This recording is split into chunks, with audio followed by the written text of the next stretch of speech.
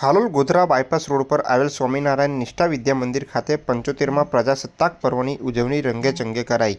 સમગ્ર દેશભરમાં આજે 75મા પ્રજાસત્તાક પર્વની ઉજવણી કરવામાં આવી રહી છે, જે અંતર્ગત હાલોલ નગરના ગોધરા રોડ પર આવેલ સ્વામિનારાયણ નિષ્ઠા વિદ્યા મંદિર ખાતે પણ 75મા પ્રજાસત્તાક પર્વની ઉજવણી હર્ષ ઉલ્લાસભેર અને ભક્તિ ભાવપૂર્વક કરવામાં આવી હતી।